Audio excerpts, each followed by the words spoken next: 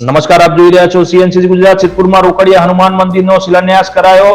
સિદ્ધપુર અવધિચ સહસ્ત્ર બ્રાહ્મણ જ્ઞાતિ આંબાવાડી ખાતે અન્નપૂર્ણા ભવન ખાતે રોકડિયા હનુમાનજી મંદિરનો શિલાન્યાસનું આયોજન કરવામાં આવ્યું. સિદ્ધપુર અવધિચ સહસ્ત્ર બ્રાહ્મણ જ્ઞાતિ આંબાવાડી પ્રમુખ પંડ્યા હિતેશભાઈ પાટીલના જણાવ્યા મુજબ સિદ્ધપુરમાં જય અંબે અન્નપૂર્ણા ભવન ખાતે આવેલા રોકડિયા હનુમાન દાદાના મંદિરનું લાલ પથ્થરમાં મઢીને નવીનીકરણ કરવા માટેનો શિલાન્યાસ કાર્યક્રમ મંગળવારે સવારે રાખવામાં આવ્યો હતો, જેમાં સમાજના સર્વે પાંખના હોદ્દેદારો, કારોબારી સદસ્યો, કૂટ પ્રતિનિધિઓ, બ્રહ્મ સમાજના અગ્રણીઓ અને આગેવાનો, સમગ્ર જ્ઞાતિ વાંધાઓ અને શિલાન્યાસ કાર્યક્રમમાં હાજર ઉપસ્થિત રહ્યા હતા. હાલમાં અંબા ભવનનું નવીનીકરણ અને સંસ્થાની અન્ય તમામ મિલકતોનું નવીનીકરણ કરવામાં કામ ચાલુ હોવાથી સમાજના દાનવીર દાતાઓ તરફથી ઉદાર હાથે આર્થિક સહયોગ આવકાર્ય છે.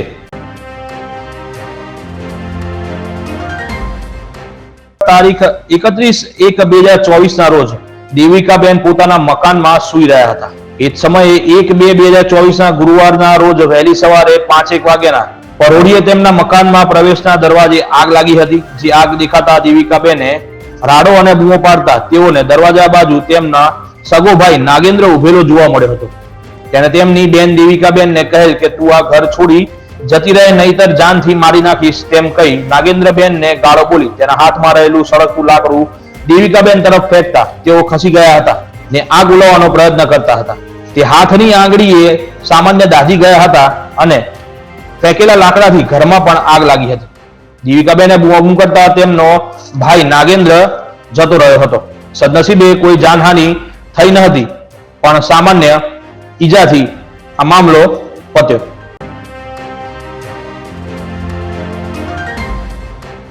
પાટણ નગરપાલિકા સંચાલિત સિદ્ધપુર સરોવર ખાતેના વોટર ફિલ્ટર પ્લાન્ટમાં 1 મહિના સુધી કામગીરી કરીને પ્લાન્ટના 3 બિલ્ડિંગ પર લગભગ સોલાર પ્લેટનું 55 કિલોવોટના 5 સેટો ઉભા કરવામાં આવ્યા છે, જેના જોડાણ વીજ ગ્રીડમાં આપી પણ દીધા હોવાથી બચત રહેલી વીજળીએ ગ્રીડ ઓટોમેટિક પ્રવાહિત થઈ જશે.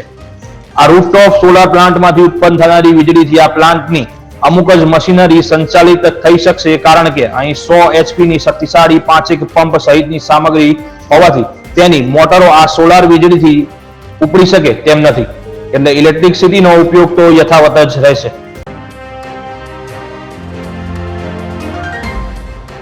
ગુજરાત સરકાર દ્વારા નવી શિક્ષણ નીતિ અંતર્ગત રાજ્યના 11 યુનિવર્સિટીઓમાં ગુજરાત કોમન યુનિવર્સિટી એક્ટ 2023 અમલી બનાવાયો છે. જે અનુસંધાને દ્વારા હવે મોડેલ સ્ટેચ્યુ પણ જાહેર કરી દેવામાં આવતા હેમચંદ્રાચાર્ય ઉત્તર ગુજરાત યુનિવર્સિટી પાટણ દ્વારા આ કોમન મોડેલ સ્ટેચ્યુની જોગવાઈઓ લાગુ કરવાની દિશામાં તજવીજ હાથ ધરાઈ ચૂકી છે અને આગામી ટૂંક સમયમાં જ બોર્ડ ઓફ મેનેજમેન્ટની રચના થતા સ્ટેચ્યુ તેમાં મુકાશે અને મંજૂર કરાયા બાદ લાગુ પણ કરી દેવામાં આવશે. મળતી માહિતી મુજબ ગુજરાત સરકાર દ્વારા હેમચંદ્રાચાર્ય ઉત્તર ગુજરાત યુનિવર્સિટી પાટણ સહિત રાજ્યની 11 યુનિવર્સિટીઓમાં ગુજરાત પબ્લિક યુનિવર્સિટીઝ એક્ટ 2023 લાગુ કરાયો છે અને તેના ભાગરૂપે મોડેલ સ્ટેચ્યુ પણ જાહેર કરી દેવામાં આવ્યું છે.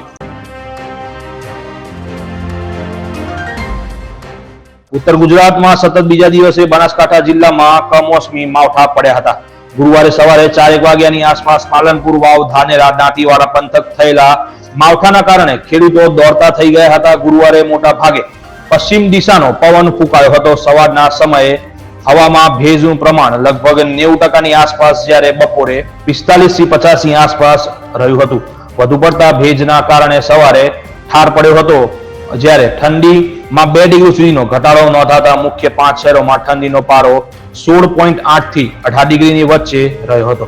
હવામાન વિભાગની આગાહી મુજબ શુક્રવારે પણ ઉત્તર ગુજરાતનું વાતાવરણ સામાન્ય વાદળછાયું રહેવાની શક્યતાનું જોર પકડ્યું છે. વધુ પડતા ભેજના કારણે સવારે ધુમ્મસ પણ પડી શકે છે એવી હવામાન વિભાગની આગાહી થઈ રહી છે, તેમજ દિવસભર ઉકળાટનો સામનો પણ કરવો પડી શકે છે.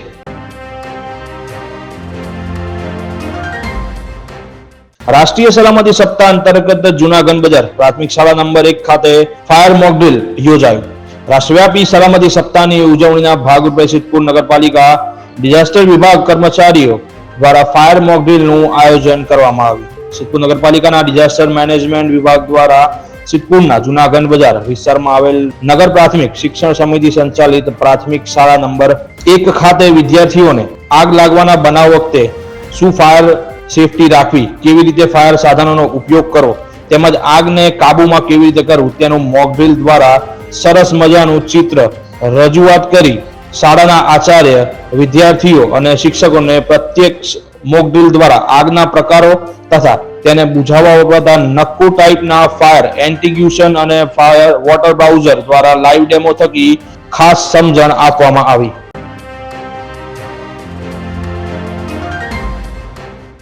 આગામી બજેટ સત્રમાં સરકારશ્રીની એક નવી ભેટ સરકારે જાહેર કરી છે. રાજ્યમાં 7 નવી મહાનગરપાલિકા બનશે. નગરપાલિકામાંથી મહાનગરપાલિકામાં રૂપાંતર કરી સરકારે એક સારી યોજના બજેટમાં જાહેર કરી છે.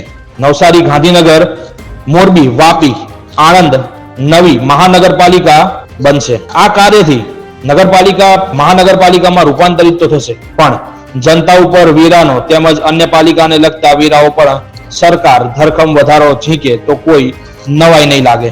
સરકારે આની જાહેરાત તો કરી છે, પણ શું આ સરકાર નગરપાલિકામાંથી મહાનગરપાલિકા બનશે તો તેમાં લાગતા વેરામાં ધરખમ વધારો જોવા મળશે કે સરકાર આ નગરપાલિકામાંથી મહાનગરપાલિકા રૂપાંતરિત કરે છે તે પ્રજાના અને નગરના હિત માટે જ હશે.